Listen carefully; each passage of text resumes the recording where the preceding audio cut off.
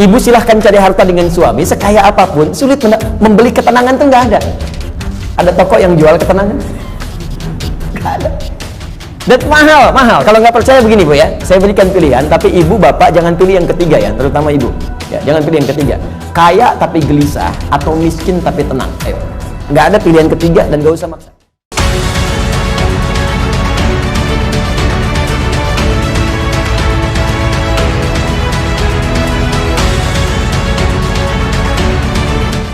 Bismillahirrahmanirrahim. Bab umuril iman. Bab tentang perkara-perkara yang mampu menguatkan iman. Saya kembalikan dulu kepada pembahasan di pengantar yang masuk kepada bab ini sebelum saya bacakan nanti tentang pembahasan di bab umuril iman ini, baik ayat Qur'annya ataupun hadis Nabi Muhammad SAW yang dirangkum oleh Imam Al-Bukhari dalam pembahasan ini. Jadi Bapak Ibu sekalian, sebelum membahas tentang hal-hal terkait penguatan iman, saya ingin ingatkan kembali tentang dua hal yang sangat penting. Yang pertama tentang kenapa kita mesti beriman. Ini poin yang sangat penting. Saya ulang, kenapa kita mesti beriman.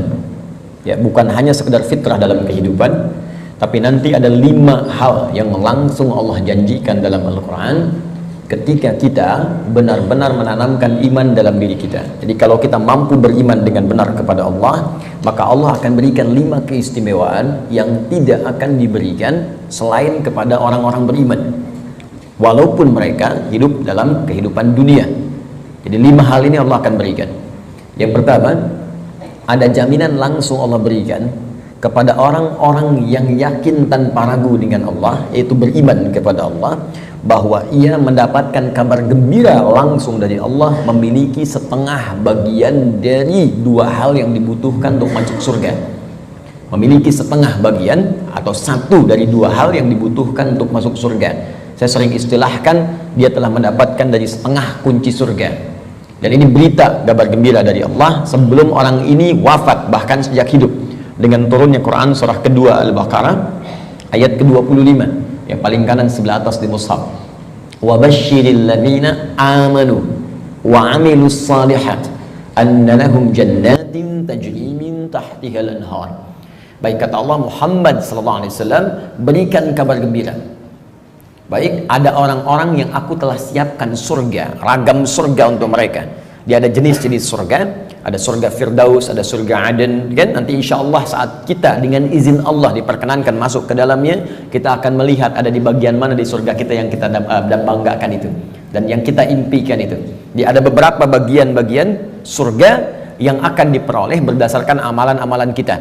Yang biasa puasa masuk surga Ar-Rayyan, pintunya Ar-Rayyan, ya, pintunya. Yang biasa tahajud lewat pintu tahajud, biasa sedekah pintu sedekah. Nanti ada tingkat tertingginya, ada Firdaus, ada Aden, dan lain-lain sebagainya. Baik, kata Allah, aku telah siapkan aneka ragam surga ini untuk siapa? Ada yang paling menarik. Wa basyiril ladzina amanu, berikan kabar gembira ini pertama bagi para pemilik iman. Nah, ini syarat untuk masuk surga itu ada iman. Baik ya? Ada orang punya, misalnya, mohon maaf ya, sekali lagi saya ilustrasikan, dan Quran tidak akan sama dengan ilustrasi ini. Laisa kamitslihi syai'un. Tidak ada yang sama dengan Allah Subhanahu wa taala. Perhatikan kalimatnya. Misalnya begini, Anda akan datang misalnya ke istana, ya, diundang oleh presiden misalnya, atau penguasa tertentu. Maka orang ini memberi syarat. Anda boleh datang misalnya ke istana dengan catatan menggunakan pakaian yang rapi, spesifikasinya begini, pakai sepatu, jamnya jam sekian. Jelas ya? Maka ketika Anda menyalahi ketentuan itu, Anda tidak bisa masuk. Jelas? Satu itu. Yang kedua, pemilik sesuatu lebih tahu tentang ukuran dan kriteria apa, supaya kita bisa mendapatkan dari apa yang dimiliki oleh pemilik itu. Anda ingin ke istana, yang punya istana punya ketentuan. Anda nggak bisa bikin ketentuan sendiri. Jelas? Anda masuk komplek angkatan laut, maka komplek ini punya aturan yang harus diikuti. Tidak bisa Anda sendiri bikin aturan. Anda ingin ke surga, yang punya surga itu Allah, maka Allah bikin aturan. Nggak bisa Anda bikin aturan sendiri. Kalau di rumah Anda sekarang, Anda yang punya aturan. Saya masuk ke rumah Anda, saya ikuti aturan Anda. Anda masuk ke rumah Allah, karena masjid rumah Allah, maka ikuti aturan Allah. Masuk ke rumah Anda, ucapkan Assalamualaikum. Masuk ke rumah Allah, kaki kanan masuk, ucapkan doa. Keluar kaki kiri, ucapkan doa. Ada aturannya. Sekarang kita ingin ke surga. Surga itu bukan punya kita. Surga punya Allah. Allah yang punya. maka Allah yang punya surga itu memberikan berita siapa yang bisa masuk ke situ. Kata Allah, orang yang bisa masuk ke surga adalah hamba-hambaku yang punya 2 syarat saat dia hidup di dunia. Apa syaratnya? Dan ini berita gembira. Ada orang sebelum wafat diberikan berita gembira. Kalau punya 2 hal ini, Anda berpeluang bisa memilih dari pintu mana Anda akan masuk ke surga yang Anda idamkan itu, sesuai dengan amalan-amalan yang kita kerjakan. Nah, di antara 2 ini, syarat pertamanya iman. Kata Allah, "Wabashshiril ladzina amanu", berikan kabar gembira pada orang yang telah punya iman. Dan kalimatnya menggunakan alladzina, disebutkan 1080 kali dalam Al-Quran. Ismun mausulun yadullu 'alal jam'il jam'iyah. Kata sambung, konjungsi, kadang menunjuk pada objek tanpa batas. Jadi bisa untuk orang dewasa, anak kecil, laki-laki, perempuan, tua, muda, ya, maaf, kaya, cukup, semua kalangan tanpa batas. Artinya, kata Allah, saya buka surga ini untuk siapapun. Nggak ada status dunia yang bisa memengaruhi seseorang masuk surga. Di surga tidak diukur dengan seberapa kayakah Anda. Hati-hati, kalau Anda mendapatkan tingkat kekayaan dan Anda merasa kaya dengan itu, belum bebas Anda, hati-hati, belum bebas Anda dengan persyaratan untuk mendapatkan surga. Belum tentu harta menjadi jaminan untuk masuk surga. Anda punya kedudukan tinggi, setinggi apapun, tapi kedudukan itu tidak otomatis menjamin Anda masuk surga. Karena syarat masuk surga bukan kedudukan. Kalau syarat masuk surga kedudukan, Firaun paling duluan masuk surga, Namrud lebih duluan masuk surga. Jelas? Baik, karena syarat masuk surga itu kaya, maka Qarun itu paling depan masuk surga. Tapi ingat, syarat surga kata Allah bukan kekayaan, bukan kedudukan. Jangan bangga dulu kalau punya kedudukan tinggi atau harta melimpah, karena itu belum jadi ukuran kebaikan di hadapan Allah Subhanahu wa taala. Kecuali nanti kedudukan atau harta itu diisi dengan iman. Iman itu yang akan menunjukkan harta dan kedudukan untuk mengerjakan amal soleh sebagai bekal ke surga. Maka golongan pertama kata Allah, saya berikan kesempatan yang luas. Baik itu tua, muda, laki, perempuan, besar, kecil, kaya, cukup, semua punya peluang ke surga. Dan itu hanya diberikan dengan 1 kata saja, alladzina. Semuanya. Tapi dari semua itu, aku hanya minta 2 syarat saja. 1, semua kalangan itu punya iman. Yakin denganku, kata Allah. Yakin tanpa ragu. Berbahagialah kalau sampai dengan siang hari ini, kita diberikan nikmat iman oleh Allah Subhanahu wa ta'ala. Itu kenikmatan luar biasa. Dan kita mendoakan saudara-saudari kita supaya mendapatkan bagian itu. Karena itu seringkali saya membuka ta'lim dengan berdoa, ya Allah, berikan hidayah kepada saudara-saudari kami, tetangga kami, kerabat kami, teman kami di kantor yang sampai hari ini belum beriman kepadamu, belum mengucapkan syahadat. Berikan kekuatan pada jiwanya untuk bersyahadat sebelum wafat. Alhamdulillah, Anda mungkin tetangga Anda nggak semuanya beriman. Ya, ada yang misalnya A, ada yang B, ada yang C, tahajud malam dalam sujud minta. Ya Allah, Engkau satukan kami di dunia sebagai tetangga dan pertemukan kami kembali di akhirat, ya Allah. Jangan pisahkan kami. Berikan dia hidayah. Doa itu yang tidak diketahui oleh orang yang didoakan, mungkin itu yang lebih cepat menghujam pada jiwanya. Kami di taklim di Bekasi itu selalu membiasakan meminta kepada Allah. Ya, setiap malam Jumat kita minta, berusaha. Alhamdulillah, hampir setiap pekan ada yang masuk Islam. Kemarin seorang ibu dengan 3 orang anaknya masuk Islam. Begitu selesai taklim, datang lagi 1 orang lagi, diantar oleh suaminya, dia masuk Islam lagi. Masya Allah. Jadi alhamdulillah, kita tidak tahu siapa yang mendapatkan hidayah, tapi kita bisa berdoa kepada Allah untuk memohon untuk memberikan hidayah. 1. Nah, kemudian yang kedua, ya, wa amilus shalihat, iman dan amal soleh.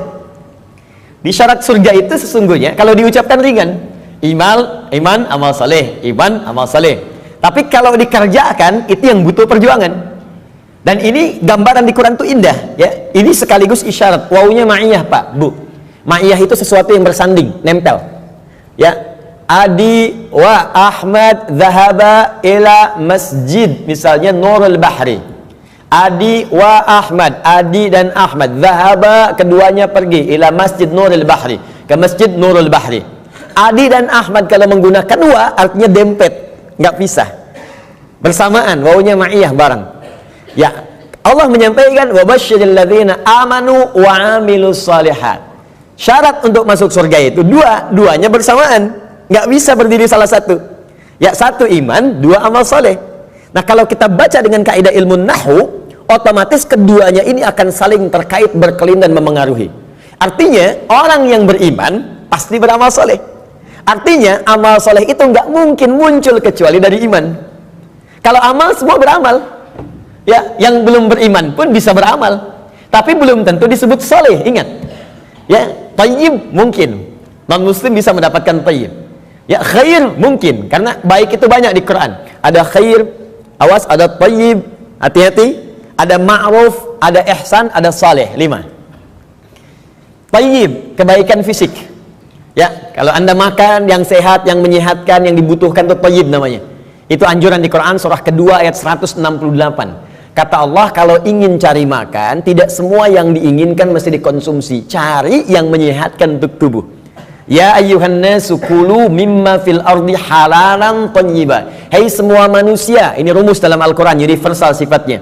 Kalau anda ingin menyebar di bumi untuk cari makan, silahkan. Kalau sudah dapat dengan cara yang halal, jangan melanggar ketentuan hukum di mana kamu tinggal. Dapat dari situ, berikan yang bermanfaat untuk tubuh. Tidak semua yang diinginkan itu harus dikonsumsi. Yang dibutuhkan itu yang didapatkan. Haus berarti butuh minuman. Yang penting minum. Gak semua yang diinginkan harus kita minum. Alhamdulillah ada air bening, minum ya minum. Jangan menyulitkan diri sendiri pesan sesuatu yang tidak ada. Akhirnya membuang banyak tenaga dan waktu, dan membuang peluang amal baik yang mungkin kita kerjakan seketika. Sudah ada air bening, pengen jusnya, wah Masya Allah buah naga yang dari Hongkong misalnya. nyari, gak ketemu, muter-muter sampai sore, jam 5 baru dapat. Dari siang sampai jam 5 itu mungkin bisa dipakai apa gitu. Bisa tilawah, bisa baca, bisa berkreasi, macam-macam. Baik itu tayyib. Karena itu kalau anda bertanya pada orang Arab, kaifa haluk ya akhi, apa kabar? Dia katakan alhamdulillah ana tayyib, artinya dia sehat, kuat. Yang kedua, ada khair, itu sifat baik, sifatnya. Ya, jadi kadang-kadang kan ada yang fisiknya sehat, tapi kan pikirannya nggak bagus. Ya, tampilan bagus, pakai jas, pakai dasi, luar biasa gitu kan. Tapi pencuri juga, ya, penipu juga. Gitu. Nah, kalau kita ingin rubah menjadi baik sifatnya, maka rubah kalimatnya menjadi khair. Ya, karena ada bang tayyib 2 kali puasa, 2 kali lebaran nggak pulang-pulang, padahal dia sehat kan. Baik. Nah, kalau kita ingin rubah pada sifat, jadikan khair. Quran surah 3 ayat 110. Kuntum khaira ummah. Orang Islam itu pasti sifatnya baik. Kata Allah, kalian umat terbaik. Sifatnya jujur, sabar, tawadu. Jadi kalau ada orang itu jujur, orang Islam tuh mesti lebih jujur. Kalau ada orang sabar, orang Islam lebih sabar. Kalau ada orang tawadu, rendah hati, yang muslim itu pasti lebih rendah hati. Cukuplah keislaman kita menjadikan kita baik, punya sifat baik. Ini aneh sebetulnya kalau ada orang Islam nggak baik, tuh aneh. Karena semua ajaran di Quran membimbing kita jadi baik, Pak, Bu. Jadi kalau semuka bumi se-Indonesia aja lah muslim, sudahlah, pasti baik. Jadi kalau ada orang Islam berbuat yang tidak baik, pasti ada yang tidak tepat dengan pelajaran keislamannya. Mustahil itu. Ya, mustahil ada orang Islam melakukan bom, ya misalnya di tempat-tempat yang tidak dibenarkan. Bom bunuh diri, bom ini, bom itu, tembak orang, bunuh orang, tusuk orang, mustahil. Ya, Quran sih mengatakan orang yang sengaja merencanakan pembunuhan, apalagi kemudian menyebabkan satu orang beriman meninggal, itu sama dengan pesan kapling di neraka jahanam. Buka Quran surah keempat An-Nisa ayat 92 sampai 93. Wa may yaqtul mu'minan muta'ammida fajazauhu jahannam. Maka siapapun yang merencanakan pembunuhan, apalagi pada satu orang korbannya orang beriman, maka balasan yang setimpal untuknya neraka jahanam kalau tidak dia bertobat. Ya, wa ghadiballahu alaihi, Allah murka kepadanya, wa la'anahu, melaknatnya, wa a'adda lahu azaban azima, dan dijanjikan di neraka azab yang berlipat lebih daripada orang biasanya, neraka jahanam lagi. Pertanyaan saya, orang beriman mana yang cita-citanya pengen masuk neraka jahanam? Tunjukkan pada saya. Mustahil. Dan bagaimana bisa bertobat kalau saat meledakkan diri itu dia meninggal? Bagaimana bisa tobat? Makanya hati-hati kalau ada ajakan-ajakan tuh lukai orang, tembak orang, bom orang.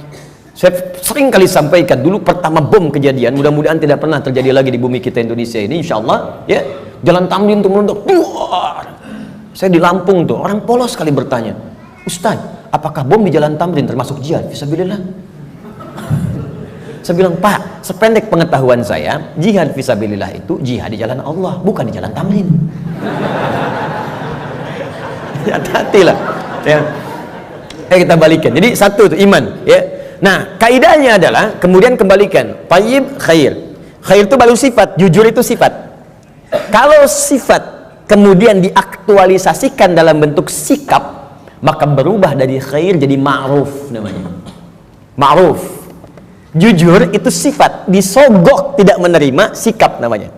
Jelas? Jujur itu sifat, diajak korupsi menolak, sikap namanya. Sifatnya khair, sikapnya ma'ruf namanya.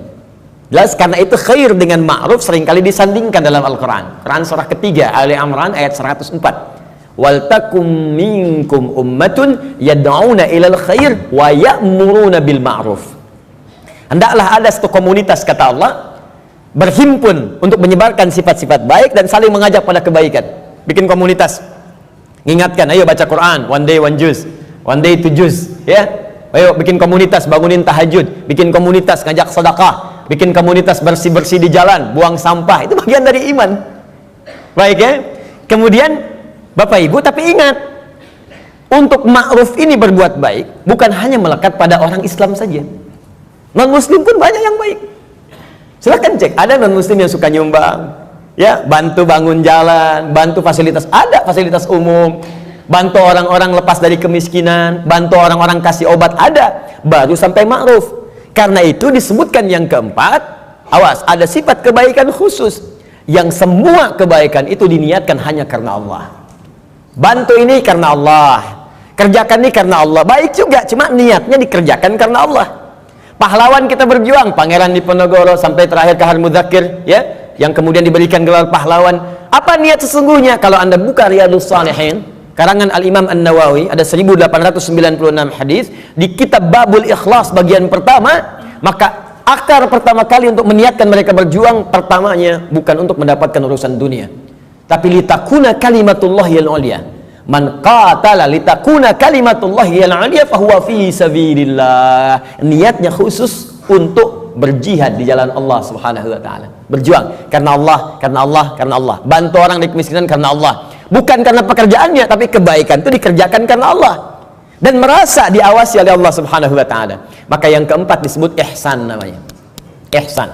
Di hadis Muslim nomor hadis yang ke-8, an ta'budallaha ka'annaka tarah fa illam takun tarahu fa innahu yarak. Engkau mengerjakan semua aktivitas yang baik sebagai ibadah karena Allah, seakan-akan diawasi oleh Allah, merasa diawasi walaupun kau tak mampu melihatnya. Itu terjemah yang baiknya. Merasa bekerja karena Allah, makan karena Allah, minum karena Allah, berbuat baik karena Allah, ihsan namanya.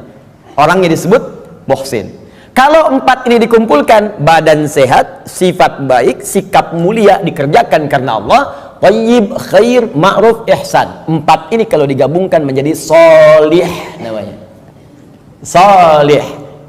Maka setiap orang tua meminta kepada Allah supaya anaknya jadi saleh. Ibu bermohon, ya Allah, jadikan saya anak soleh. Kata bapaknya, namanya kan Hasan. Bukan Pak, sifatnya saleh. Semua orang tua, saya belum pernah dengar ada orang tua minta, ya Allah jadikan saya anak yang thayyib, khair. Tidak, saleh, sudah fitrah. Dan itu sudah dimohonkan sejak anak dalam kandungan, kata Allah, sudah fitrah. Itu ada di Quran surah ke-7 ayat 189. Falamma taghasyaha hamalat hamlan khafifa famarrat bi. Falamma athqalat da'awallaha rabbahuma la in ataitana sholiha lanakunanna minasyakirin. Ketika suami istri berhubungan sampai kemudian istrinya mengandung, kandungan ringan sampai dengan berat, tatkala kandungan semakin berat menjelang ke persalinan, kedua orang itu suami dan istri mulai berdoa kepada Allah. Fitrahnya sudah minta, ya Allah, mohon jadikan anak saya nanti saat lahir jadi anak yang saleh. Dengan itu ya Allah kami bersyukur dan akan mengganti semua sakit yang dirasakan oleh istri saya yang sedang mengandung ini. Saleh. Nah, apa yang menyebabkan seseorang soleh terkumpul empat ini? Kata Allah, kalau iman ada dalam dirinya, maka semua pekerjaan dia akan dituntun menjadi soleh. Pekerjaan disebut amal, disatukan dengan soleh menjadi amal soleh. Di iman seseorang itu otomatis akan menuntun seseorang berbuat amal soleh. Jadi kalau ada orang punya iman gak beramal soleh, dipertanyakan bagaimana kualitas iman dalam dirinya, dipertanyakan. Karena otomatis Pak, Bu, kalau ada iman, kata Allah, itu otomatis membimbing dia, mengantarkan pada amal soleh.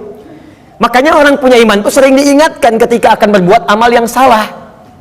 Gak percaya silahkan Pak, keluar dari sini, coba Bapak iseng-iseng pakai sendal orang lain. Ya, jangan diteruskan, iseng aja, misalnya kan, injak gitu kan. Itu pasti hatinya akan berkata, itu bukan punya kamu. Itu imannya mengingatkan. Kalau iman semakin tinggi, Anda keluar dari masjid aja, kaki kanan keluar, ditarik lagi tuh. Anda akan tarik, karena yang keluar itu kiri, masuk kanan. Ke toilet, masuk kiri, keluar kanan. Tuh. Ya, itu semakin tinggi iman, maka iman itu akan mendorong Anda berbuat amal saleh dari ujung kepala sampai ujung kaki. Makanya saya sering katakan, di dalam Al-Quran, jika kita sudah punya iman, maka semua fungsi tubuh kita akan disebutkan imannya dulu sebelum menyebutkan fungsinya. Mata untuk melihat, sebelum melihat imannya dulu. Turun Quran surah 24 ayat 30 untuk laki-laki, 31 untuk perempuan. Qulil mu'minina yaghuddu min absarihim. Untuk perempuan, wa qulil mu'minati yaghuddna min absarihinna. Katakan pada pria-pria yang sudah punya iman, imannya dulu. Dan katakan pada perempuan-perempuan yang sudah punya iman, matanya hanya boleh dipakai melihat yang baik-baik saja. Kalau yang dilihat tak baik, maka imannya akan membimbing mata untuk memalingkan ke arah yang lebih baik. Memalingkan pandangan ke arah yang lebih baik disebut dengan ghaddul basar namanya. Anda menatap begini, Masya Allah, tapi yang ditatap istri orang. Maka iman berkata jangan teruskan, palingkan. Ya, proyek yang tidak baik gak akan dilihat. Ya, barang yang bukan milik Anda nggak akan dilihat, palingkan. Gambar-gambar yang tak seronok, palingkan. Jelas ya? Nah, itu iman. Silahkan cek semua fungsi tubuh kita. Itu umumnya sebelum disebutkan imannya dulu. Lisan, Quran surah 49 ayat 11. Itu sebelum disebutkan fungsi lisan, iman dulu. Ya ayyuhalladzina amanu la yaskhar qaumin qaum. Ayat 12-nya, ya ayyuhalladzina amanu la yaghtab ba'dukum ba'dha. Pokoknya setiap tubuh ini mau bergerak, iman dulu. Ingin memberikan isyarat agar iman itu memiliki fungsinya untuk mengerjakan amal soleh. Kenapa diminta beramal soleh? Supaya masuk surga, itu Pak. Dan supaya kita nggak capek, diberikan setengahnya oleh Allah, tinggal setengah lagi. Jadi sebetulnya Allah itu ingin hambanya itu masuk. Cuman karena hikmah kehidupan menjadikan kita mesti berikhtiar, saking baiknya Allah dikasih setengah. Ayo setengah diambil. Bahkan setengah ini diberikan dalam kandungan. Cuman sayang, fa'abawahu yuhawidani au yunasrani au yumajjisani. Lahirnya kan fitrah, ada iman dalam dirinya, makanya dia mencari Tuhan. Cuman sayang, lingkungan yang merubah dia menjauh dari Allah. Ada yang pengaruh ini, ada yang pengaruh itu, lingkungan, karena TV, karena tinggal di tempat tertentu, karena pasangan. Ya, Masya Allah, tega meninggalkan cinta Allah hanya untuk cinta dunia. Tega meninggalkan cinta Allah hanya untuk cinta manusia. Padahal manusia itu mati, Allah selalu hidup. Ya, bayangkan. Ya, mencintai sesuatu yang gak ada itu kan semu sifatnya. Anda mencintai barang, barangnya rusak. Ketika barangnya rusak, bagaimana cintanya bisa bertahan? Cinta manusia tidak abadi. Kalau ingin abadi, bawa dia sampai mendapatkan ridha Allah, sampai ke surga, baru abadi. Tapi kalau Anda mengeluarkan diri Anda dari surga, bagaimana bisa abadi? Ya, aku mencintaimu dengan syarat engkau pindah agama. Begitu pindah, meninggal. Cinta nggak dapat, surga cuma mimpi. Ya, Pak? Jelas ya? Baik, jadi teman-teman sekalian, bagian pertama, ketika Allah meminta kita beriman, sesungguhnya dengan iman itu Allah ingin memberikan garansi kepada kita bahwa Anda hamba yang terlindungi, dengan izin Allah bisa mendapatkan surga jika iman itu kita gunakan untuk menenun amal saleh. Jelas? Kalau amal saja tidak ada iman, maka tidak menjadi saleh. Maka orang yang belum beriman beramal baik, amalnya tidak disebut amal saleh, amal saja, amal khair. Gak pernah disebut saleh dalam istilah Al-Quran. Jelas ya? Nanti ketika dia berbuat baik dibalas di dunia. Cuman karena kaidah surga itu ada iman, dan iman itu nggak ada, maka di akhirat tidak diberikan balasannya. Keadilan Allah menjadikan balasan itu diberikan di dunia. Karena investasi amalan itu bukan untuk akhirat, dunia. Karena niatnya dunia, dikasih dunia.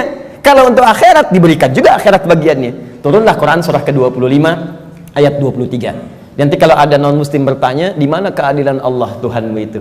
Jadi kalau ada orang nggak beriman berbuat baik nggak masuk surga, tapi ada orang beriman salah juga berpeluang masuk surga. Maka jawab kepada beliau, ya, kaidah surga itu kaidahnya syarat iman yang pertama kali, ya, bukan syarat dunia. Maka ingin masuk surga ada persyaratan. Anda masuk kampus ada persyaratan, masuk surga pun ada persyaratan. Anda lulus di satu hal tapi nggak lulus di yang lainnya, nggak bisa masuk kampus. Anda lulus satu hal nggak lulus yang lainnya, ya sulit masuk surga. Karena syarat surga beda dengan kampus. Syarat surga yang pertama itu adalah iman. Tapi saking adilnya Allah, kebaikan dia di dunia dibalas oleh Allah dengan cepat saat dia hidup di dunia.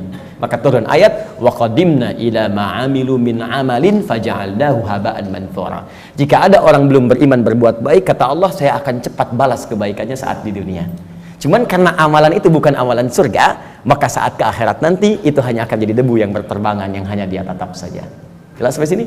Dan ini ayat turun karena pertanyaan Sayyidah Aisyah radhiyallahu taala anha kepada Nabi, ya Rasulullah, si fulan orang baik, suka berbagi, cuman nggak beriman sampai saat ini. Bagaimana statusnya? Turunlah kemudian ayat ini.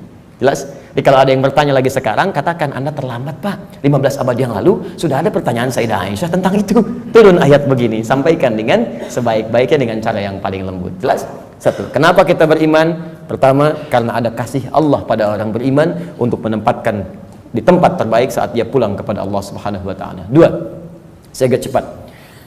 Orang beriman dijanjikan oleh Allah akan memiliki ketenangan dalam hatinya. Secara singkat, orang beriman itu Allah akan berikan ketenangan pada jiwanya. Tenang gitu, damai hidupnya. Jaminannya ada di Quran surah ke-48 ayat yang keempat.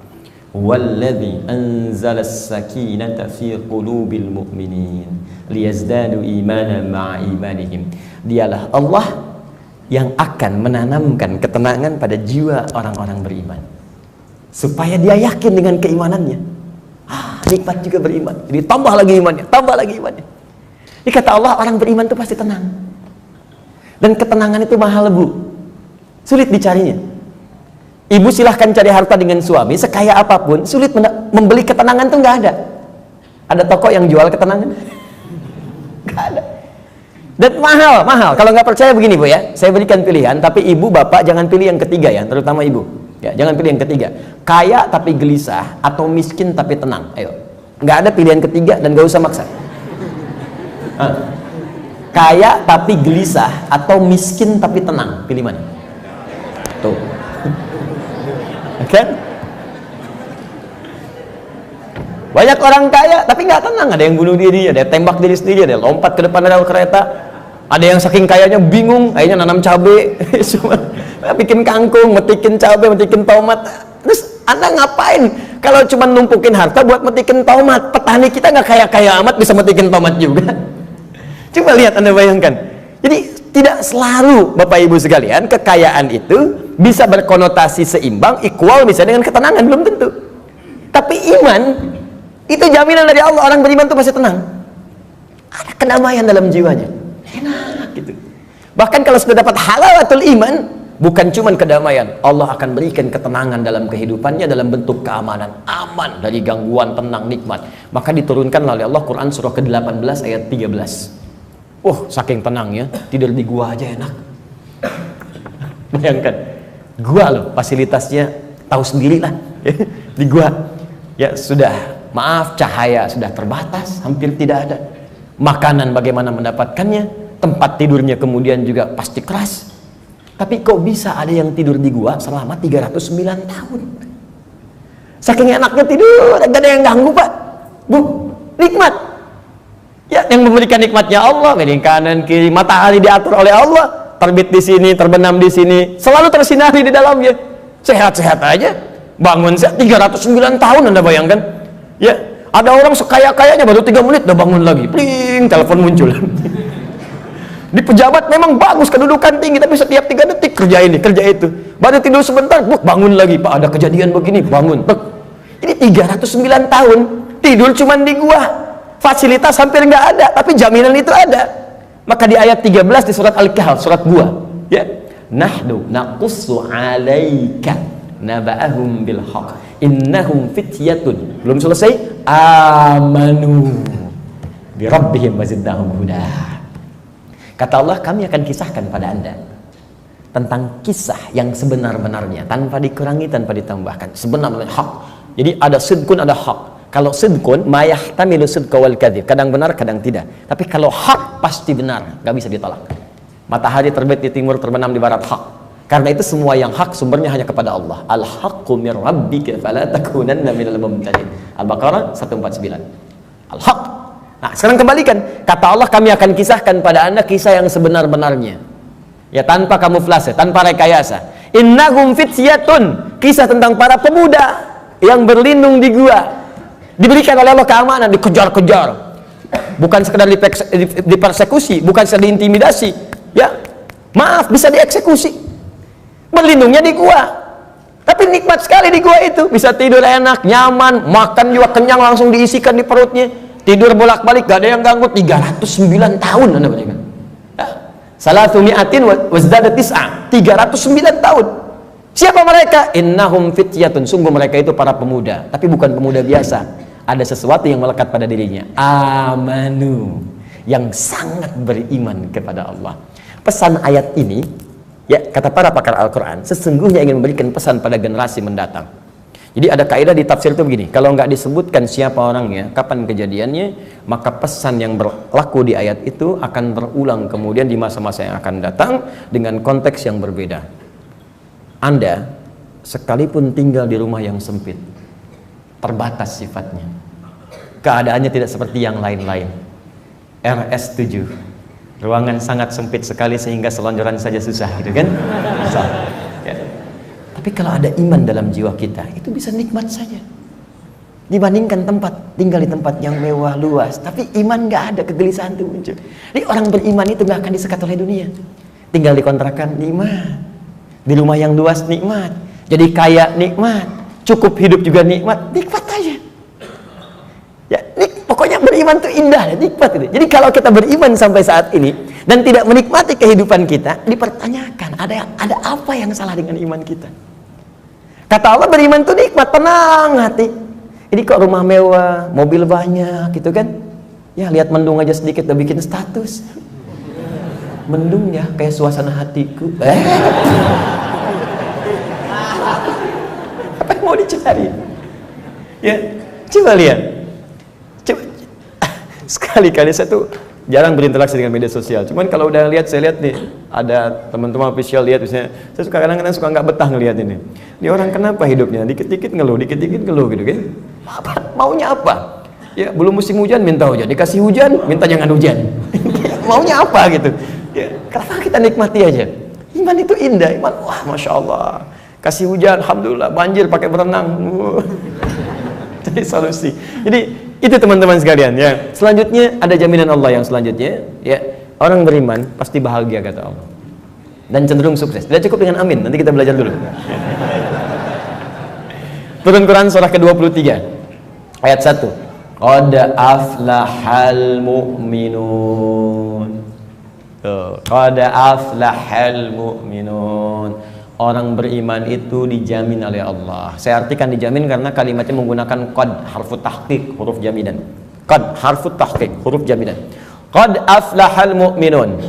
Orang beriman pasti menggenggam kebahagiaan dan kesuksesan. Aflah itu dari kata falah. Kalau di bahasa Inggris, di kamus bahasa Inggris itu diartikan success and happiness. Sukses dan bahagia. Ya, digenggam. Kalau digenggam menjadi aflah namanya, aflah. Kata Allah, orang beriman itu pasti menggenggam kesuksesan dan kebahagiaan. Pasti tergenggam dalam diri. Jadi cukuplah dengan beriman akan bahagia. Cukup dengan beriman sukses dalam pekerjaan yang kita kemudian lakukan. Walaupun barangkali level kesuksesan itu dalam pandangan orang bisa beda-beda. Bagi si A, manajer itu bagian kesuksesan hidupnya. Yang lain levelnya direktur, yang lain komisaris. Pokoknya levelnya bisa berbeda, tapi sukses. Silahkan cek semua sahabat Nabi, di semua bidangnya sukses dan bahagia. Ali bin Abi Thalib dengan pengajar, cita-citanya menjadi pengajar dan menikmati itu, walaupun kekayaan secara kekayaannya, ya sifat materinya mungkin terbatas, tapi beliau merasakan kebahagiaan dan merasakan kesuksesan dengan itu. Abdurrahman bin Auf kaya luar biasa, sampai kapaknya terbuat dari emas. Abdurrahman bin Auf dan menikmati itu dan bahagia juga, bahkan terjamin surga. Ada di lisan Nabi. Utsman demikian, Abu Bakar demikian. Anda bayangkan, dari yang pengusaha, diplomat, birokrat, pengajar, dosen, ada semua, perawat, ada semua levelnya. Dan bahagia beriman, padahal sebelumnya jahiliyah. Bayangkan, perusak, kriminal, macam-macam. Tiba-tiba turun iman, diambil iman itu dengan bimbingan Al-Quran dan petunjuk Nabi lewat sunnahnya, dipraktekkan itu dan bahagia hidupnya. Coba cek. Jadi sebetulnya yang bahagia itu ungkapannya sederhana. Bahagia itu sederhana ketika iman tertanam dalam jiwa. Kalau dunia relatif, bahagia itu sederhana, cukup dengan secangkir kopi. Bagi tukang kopi, tukang teh tidak, ya kan? Bagi yang minum teh, yang minum kopi tidak. Nah, jadi teman-teman sekalian, iman. Nah, sekarang maksud saya begini, kita ingin evaluasi, kalau sampai siang hari ini, iman yang sudah Allah tanamkan di jiwa kita, belum sampai melahirkan hal-hal tadi, maaf ya, kalau bicara surga belakangan, karena itu hak prerogatif Allah Subhanahu wa Ta'ala, kita hanya berikhtiar. Apakah iman itu sudah membuat diri kita tenang? Sudah membuat kita bahagia? Apakah iman itu sudah membimbing kita sukses dalam hidup? Dan puncaknya, apakah iman itu sudah membimbing kita beramal soleh?